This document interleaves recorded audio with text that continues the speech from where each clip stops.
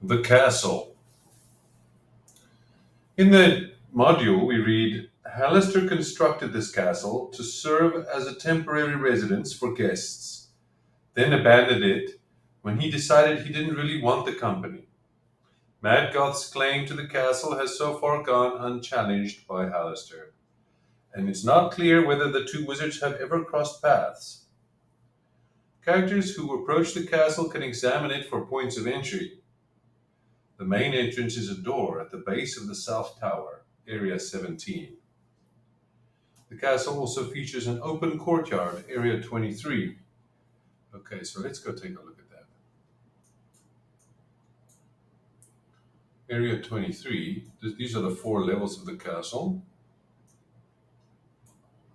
Level 1, Level 2, Level 3, Level 4, and this is Area 47. Area 23 is this courtyard here. So the main entrance is a door at the base of the south tower, Area 17. The castle also features an open courtyard, Area 23, that should be open to the sky all the way, yeah, with doors leading to areas on the first level. So there are only doors, so you can't enter level 2 or level 3 or level 4 from the courtyard. The fairy dragon's preferred route is through a secret trapdoor on the roof, Area 47, which is on level 4, up on the roof and the battlements. In addition, the corner towers have arrow slits that small characters can squeeze through.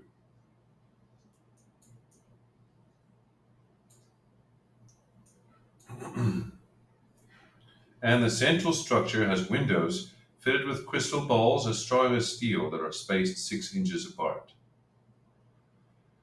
Okay, Maddgoth's castle is now controlled by Otto the fairy dragon, whose right to ownership is predicated on the argument, I found it and it's mine and you can't have it.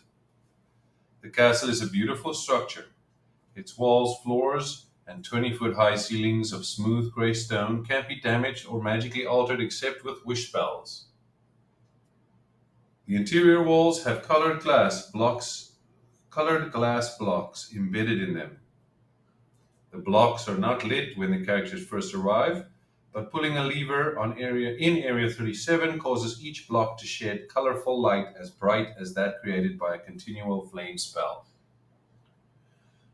Maddgoth's magic keeps the temperature inside the castle steady at 70 degrees Fahrenheit, but characters can shut off the heat by pulling another lever in area 37. Exterior doors are made of stone with adamantine hinges, and like the castle walls, are impervious to damage. Interior doors look like fancy stained glass windows with iron hinges on one side. Each one is fitted with panes of colored glass set in an iron framework. The door handles are likewise fashioned from iron. A locked interior door can be forced open with a successful DC 15 strength athletics check. Its lock can also be picked with thieves' tools and a successful DC 15 dexterity check. Shattering a door's glass panes creates an opening large enough for a creature to fit through. Characters near the castle and inside it are shrunk to 1/12 their normal size, along with their gear. Almost everything they encounter inside the castle is similarly reduced in size. Creating a sense of normalcy, Maddgoth's homunculus and Otto the fairy dragon are noteworthy exceptions. Use their modified statistics for encounters in the castle. Area 17, from the module we read. Oh, let's read from the companion before we get specific. The entrance to this castle hangs on empty air. No stoop or ledge is there for a visitor to step foot upon.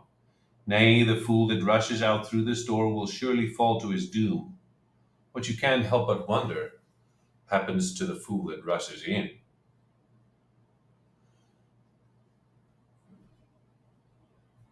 After a character opens the door, which is unlocked, an alarm spell is triggered. It's audible and sounds like a rung handbell.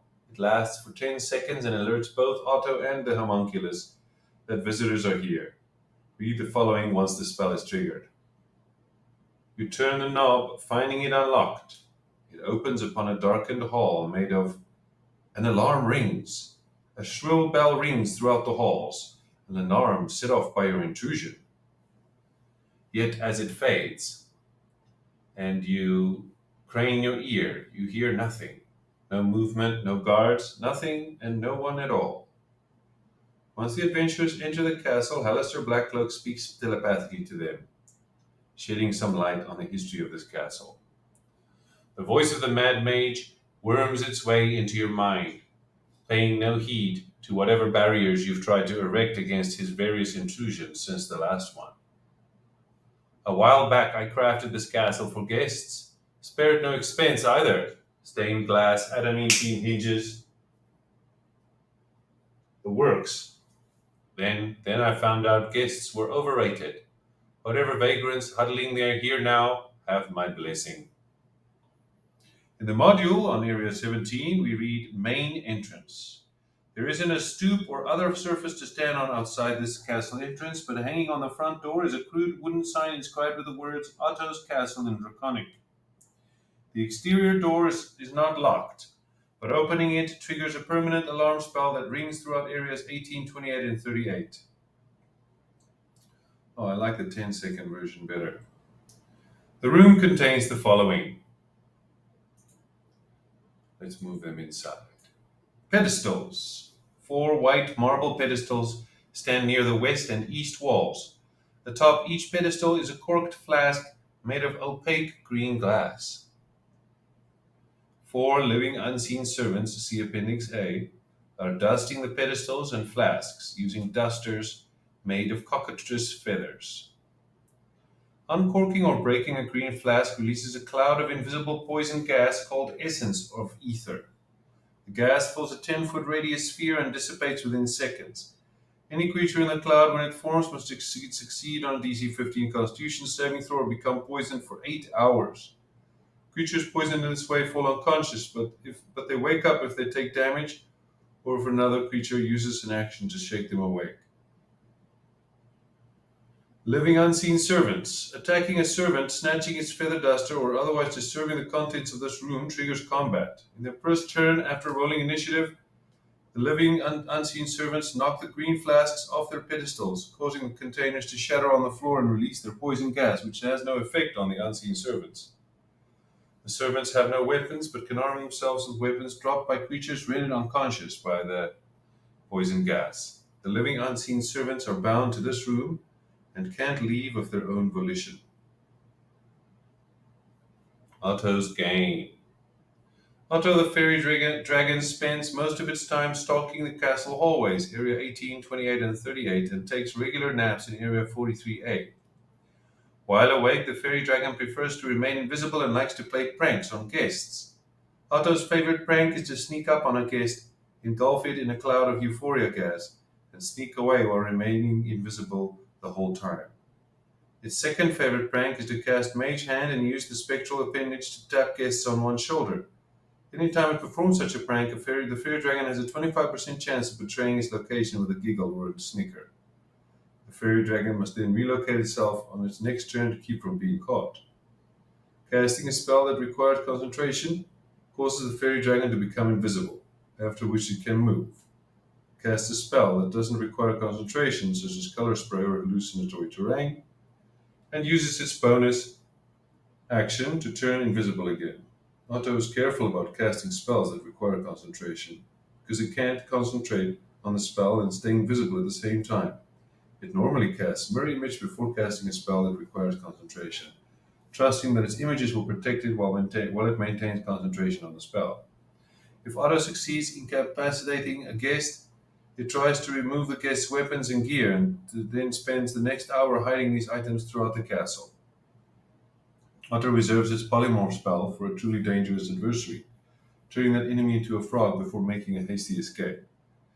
If the characters get rid of Maddgoth's homunculus, the fairy dragon takes a shine to them and offers to pay them 850 GP for each trinket they deliver to it. Otto collects trinkets and has a secret stash of coins, Area 43B. Okay, let's move to Area 18, the stone hallways. There's a 50% chance that Maddgoth's homunculus is stalking these halls. The last thing it wants is more invaders in its master's abode, so it attacks. When killed, it melts away and reforms in Area 25.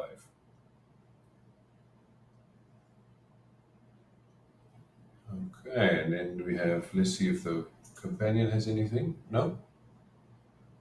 Okay, moving on to area 19, storeroom. Southwest storeroom. A tiny copper coin has been wedged into the door frame and can be spotted with a DC 15 wisdom perception check. Otto places coins in door frames to keep track of where the homunculus has been. If the door is opened, the coin falls to the floor with a little clatter. The room is stuffed from floor to ceiling with junk. Most of it is worthless, but characters who spend 1 hour sifting through the junk can acquire up to 10 GP worth of mundane equipment from the adventuring gear table in the player's handbook. Area 20. That's the other storeroom. The door frame has a silver coin wedged into it. See Area 19. The room inside is clean and bare, providing a safe resting place. Area 21. The door frame has a gold coin wedged into it. See Area 19. The room inside is clean and bare. Empty bookshelves line the walls of this room. 22. Southeast storeroom. The door frame has an electrum coin wedged into it. See area 19. The room's features are as follows. Hundreds of empty chests and trunks in a variety of sizes form neat stacks with narrow aisles winding between them. Embedded in the north wall, hidden behind the chests and trunks, is a stone arch. Inscribed on the wall inside the arch is a riddle in common. Arch gate to level 9. The arch is one of Alistair's magic gates. Inscribed on its wall is the following riddle in common. What appears once an hour, twice in a blue moon, and never in sunshine? The answer is the letter O. The rules of this gate are as follows. If the riddle is answered aloud and correctly by someone within 30 feet of the arch, the gate opens for 1 minute. Characters must be 10th level or higher to pass through this gate. The first creature to pass through the gate triggers an elder rune. A creature that passes through the gate appears in Area 42 on level 9, in the closest unoccupied space next to the identical gate located there. Okay, Area 23, Courtyard. From the module we read, in the center of this open-air courtyard, surrounded by gardens of glittering pebble-sized crystals, stands a 9-foot-tall statue of a plump human wizard wearing a helmet with blade-like fins and reading from a spellbook. The statue faces southwest, and the pedestal on which it rests is engraved with the word Maddgoth. Paths radiating from the statue end in front of 4 magically locked stone doors. See below. Crystal barred windows look down on the courtyard from the 2 floors above. Pulling down the correct lever in Area 37 unlocks all the doors leading to the courtyard. A knock spell or similar magic can also unlock a door. Each time such a spell is cast in the courtyard, a blade of force like that created by the Mordekainen sword spell materializes next to the statue. Each sword acts on initiative 7 on count 17. On its turn, the sword flies up to 20 feet towards the nearest creature and makes a melee spell attack against it plus 8 to hit, dealing 3d10 force damage on a hit. The sword lasts for 1 minute or until successfully dispelled, DC 17, and it can pursue creatures beyond the courtyard's confines. The statue's eyes betray a hint of madness, and the wizard's helm is a representation of Maddgoth's magic helmet found in Area 25B. Like the castle, the statue can't be damaged or altered in any way. Carved into the pages of this open spellbook is the Mordekainen sword spell. The wizard can take a rubbing of the spell and copy it into a spellbook.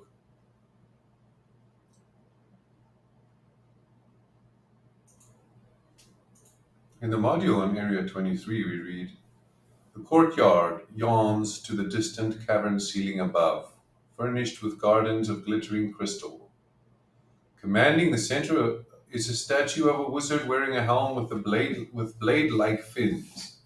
His spellbook lies open, the arcane sigil engraved into stone. The arcane sigils engraved into stone. The plaque reads, Maddgoth. Okay, Area 24, Privy and Bath. Against the north wall stands a vanity with a built-in mirror, on which are arrayed vials of perfume, combs, brushes, and powder puffs. On the west wall sits a fancy wooden chair with a golden chamber pot tucked below it. 4 thin books rest on a side table next to the chair. See books below. Against the south wall is a marble bathtub with clawed feet. Towels hang on hooks above it. One book has worn wooden covers and is filled with humorous anecdotes. Another appears to be a diary with a gold-stitched cover of burgundy-dyed leather, its scented pages chronicling the love affairs of a long-dead noblewoman. The third book, which is missing its cover, contains Elvish translations of common orc phrases and idioms. The last book is bound in sturge hide and contains recipes for pie. These books aren't valuable. The characters can plunder 10 vials of perfumes, 5 GP each, a silver comb set with turquoise, 25 GP, a matching hairbrush, 25 GP, and a gold chamber pot, 125 GP. 25.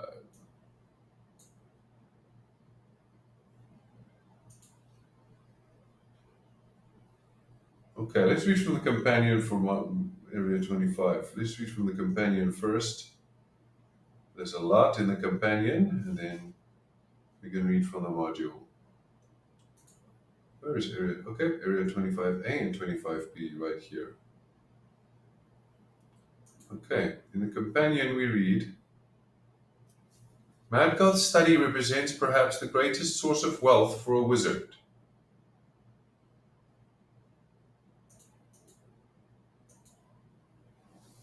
If that wizard can harvest the tomes here, expect a trip to Skullport or the surface to purchase enough materials to copy over the spells found in these spellbooks. This location is also important to find before Maddgoth's return, for it evokes a sense of dread that will be capitalized on in Maddgoth's dance.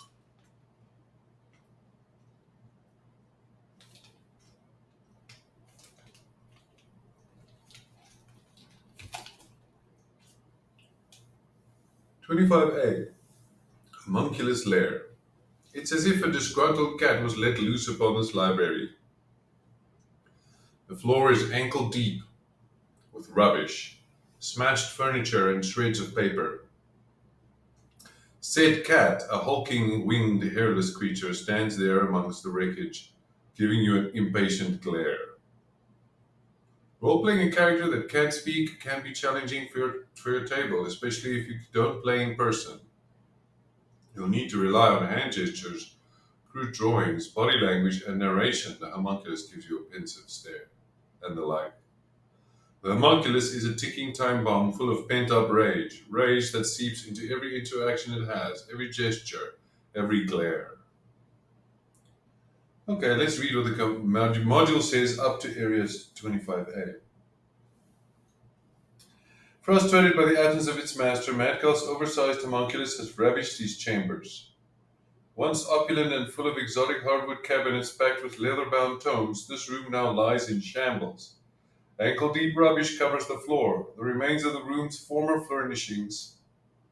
The homunculus stands amid the wreckage. If the characters have already encountered and destroyed the homunculus, it has magically reformed in this room. The arrival of adventurers prompts the homunculus to begin rooting through the detritus on the floor. After a minute of searching, it finds a torn page on which is drawn a smiling dragon with butterfly wings. The homunculus shows it to the characters, tears the page into tiny pieces, throws the scraps into the air like confetti, and gives the party a long stare. If the characters offer to kill the fairy dragon, the homunculus leads them to Area 25B, reaches into the mirror there, pulls out Maddgoth's helm, and gives it to the nearest character. Alright, so that's what we have so far. Okay, and then in 25B, we have Maddgoth's study. The walls are decorated in hard-won trophies. Wands, staffs, rods carved in arcane runes, and raw orbs that undoubtedly once held tremendous power. The lacquered desk sits nearby, and on closer inspection you can see that it's made entirely of books engraved with sigils and other symbols of arcane study. Spell books. This monument, for it can be called nothing else, radiates an air of malice, of ego, pride, and obsession. The trophies are beyond number, and the magi that once owned them unknowable. Unknowable except for by the scorch marks and acid burns and blood stains.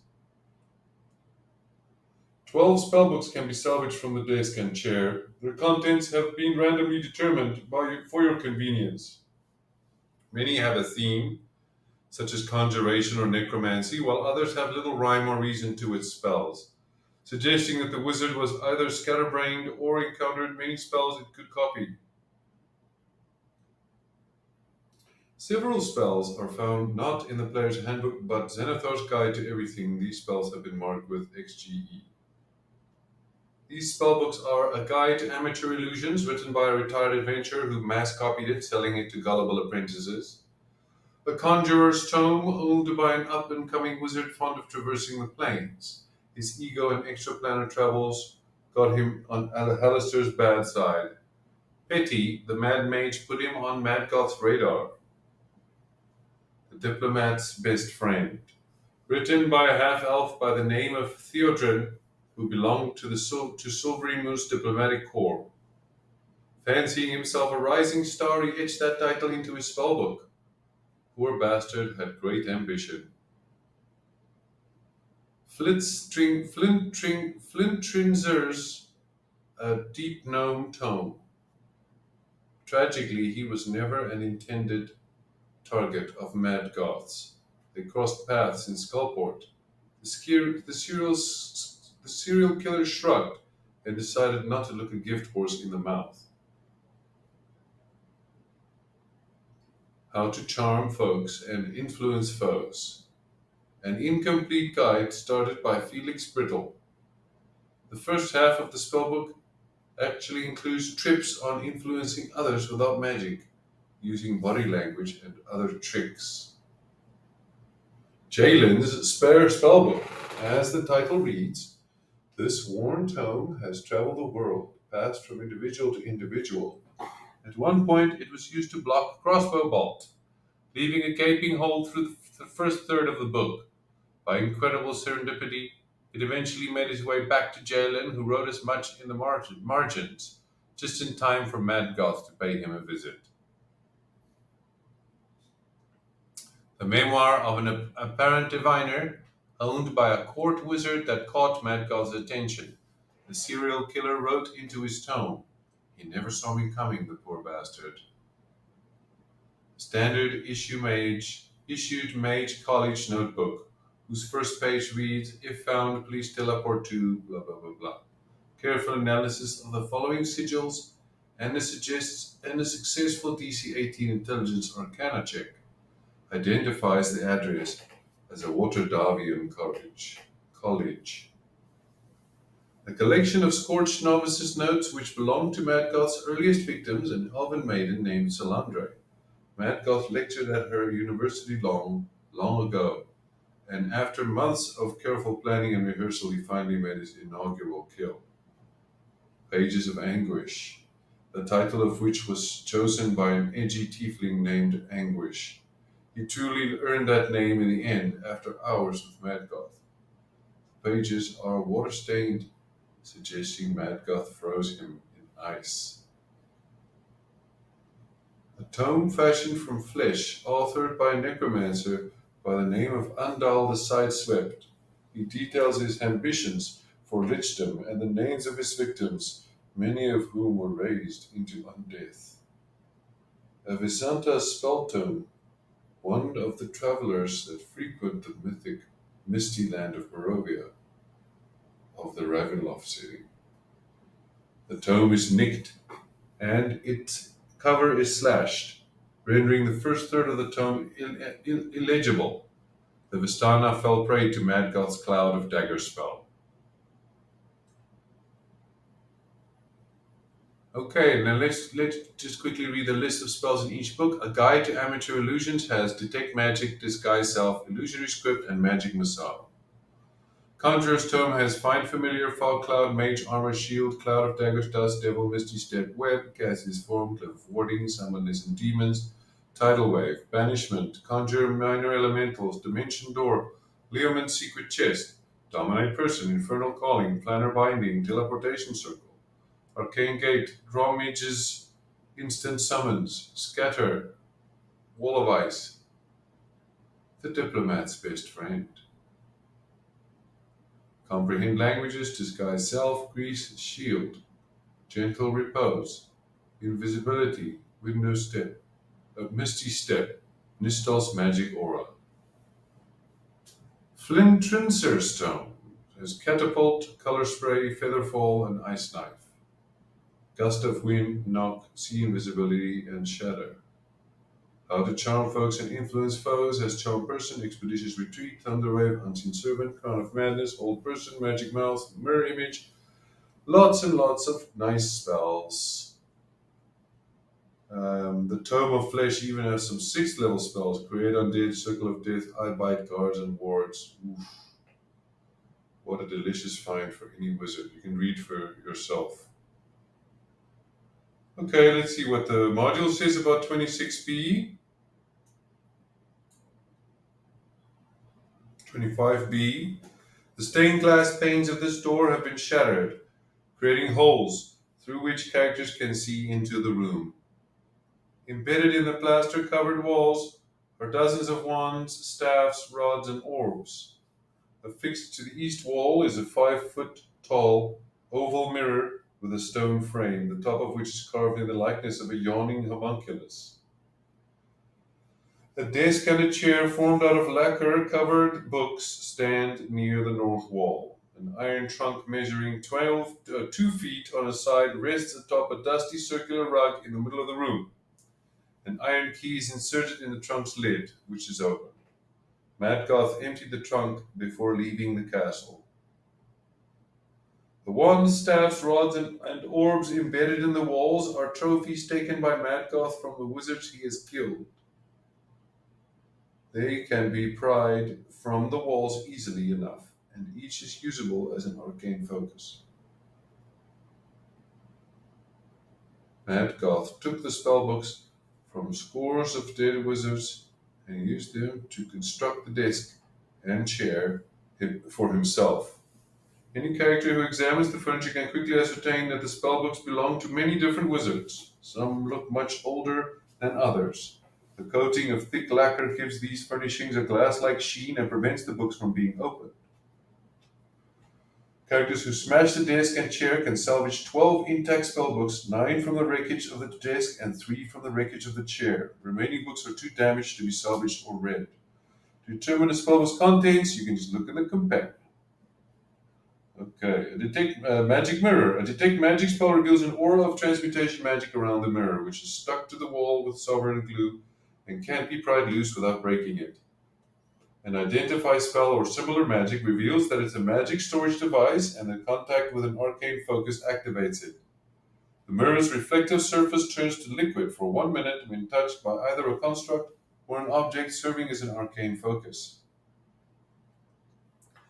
A creature can reach into the liquid and remove a helm from inside it.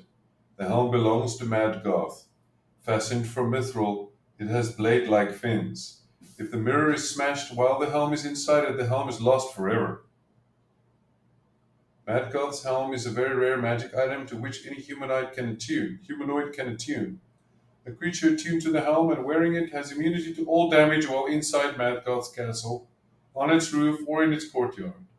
If the harm is taken from the castle, it turns to dust and is destroyed. Okay, and then we have area 26, A and B up here, building blocks and old clay. There's nothing in the companion about that. Area 27 has a bit of stuff. Okay, so to area 26A, 26 in the module is clay works. The scent of dry clay pervades these rooms. Building blocks. This room contains piles of tiny interlocking clay bricks that radiate auras of transmutation magic under the scrutiny of a detect magic spell. The bricks can be assembled into a single large object, two medium objects, or four small objects. The sculpture animates at its creator's command as though affected by an animate object spell, and remains animate and under its creator's control for 1 hour. The sculpture is destroyed and turns to clay dust when it drops to 0 hit points, when it's successfully targeted by a Dispel Magic spell DC 15, or when the spell ends.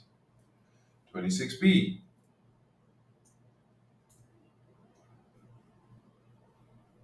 Oven. A stone oven is built into the south wall. Detect magic. Dozens of 5-pound blocks of dried clay and several stone molds are stacked on shelves in the middle of the room. Detect magic spell reveals an aura of transmutation magic around the oven, which is used for baking tiny clay bricks like the ones in area 26A. Clay on the shelves is too old and brittle to be of use. All right, then we have area 27. Quite a few areas, 27A, B, C, and D. The outer doors to these rooms have copper coins wedged into their frames. See area 19. 27A. A magic bell rings when one or more humanoids enter the room. A green marble dining table surrounded by 12 high-backed oak chairs stands in the middle of the room. Moments after the bell rings, the 6 living unseen servants from area 27B enter through the north door and begin setting the table for a feast. Once the table is set, they pull out chairs for guests and begin pouring wine into goblets before serving dinner and dessert. 27B. This room contains tables, stoves, cauldrons, cooking utensils, and food in various states of preparation. All the food is magically created and appears fresh, packed in cupboards or enameled bowls, plates, goblets, and mugs, as well as silver eating utensils and candlesticks. Unless they were encountered in Area 27A, 6 living unseen servants, see Appendix A, staff the kitchen. They try to gently nudge anyone who wanders into the kitchen out the nearest door. Intruders that refuse to leave are attacked. The servants are confined to Area 27 and can't leave these chambers of their own volition. 27C, Pantry. Grains, dried meats, and other foodstuffs line the shelves here. Thanks to Maddgoth's magic, the food is perfectly preserved as long as it remains in the castle. 27D.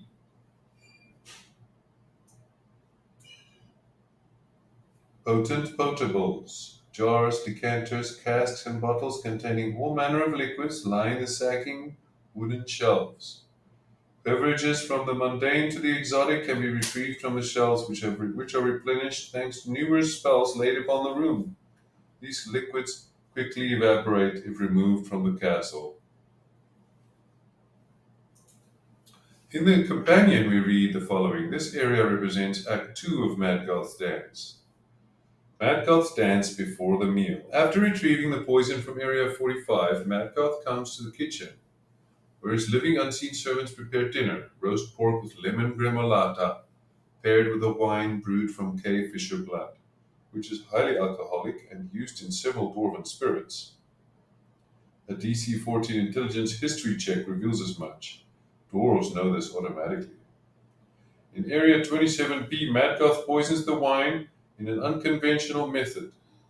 Rather than uncorking the wine and mixing the poison in, he instead teleports the poison inside. This spell costs him a 2nd level spell slot. Thereafter, the bottle reeks of conjuration magic, if scrutinized under a detect magic spell. During dinner, Maddgoth makes a big show of uncorking the wine in front of his guests. If an adventurer visits the kitchen while Maddgoth's there, he holds back from poisoning the wine. The character that succeeds on an insight check contested by his deception check senses that the wizard is frustrated. Maddgoth stands, dinner is served. With his guests gathered for dinner, Maddgoth begins to play with his food. Despite his calm demeanor, he is reveling inside. Never before has he had such a delicious challenge laid out for him, and with a priggish air, he stepped up to the plate. He wants to wine and dine his guests and see what makes them tick. During dinner, he asks probing questions or suggests feats of daring and high-stakes wagers. With living unseen servants acting as waiters, Maddgoth stations his homunculus in the room as a precaution. If the grey slout from Area 33 is still alive, it's here either invisible or in the form of Zartum the Old Man. If Maddgoth does not have his magical helm, see Area 25B, he also stations the two Nikoloths from Area 44 in the kitchen. The fiends remain invisible until a conflict breaks out, but the adventurers might detect their presence before that. A toast. As described above, Maddgoth has attempted to poison the wine by teleporting the Midnight Tears poison into it. He makes a big show of uncorking the wine so as to quash any suspicion. After all glasses are filled, he proposes a toast to the serendipity of our crossing. Might this night bloom into eternal friendship forevermore. Any creature that drinks their wine ingests the poison. The poison is tasteless. Creatures that ingest it notice no immediate effects. See Midnight Tears sidebar for its effects. Maddgoth relies on an antidote to avoid dying later tonight. If Maddgoth couldn't poison the wine earlier, he may, as a last-ditch effort, leave the room, cast Time Stop, then rush inside to drip Midnight Tears into character's food or drink. Whether the party is poisoned or not, he proceeds with his later plans. See, as described in Act 3 of Maddgoth's Dance. We hope you've enjoyed this video and found it useful. Please remember to like, share, and subscribe to keep up with our new videos to level up your campaign. Special thanks to Wyatt Troll for writing his amazing companion, available at dmsguild.com, which this video is based on. We strongly recommend getting the complete edition. We couldn't imagine running any of the campaign without it.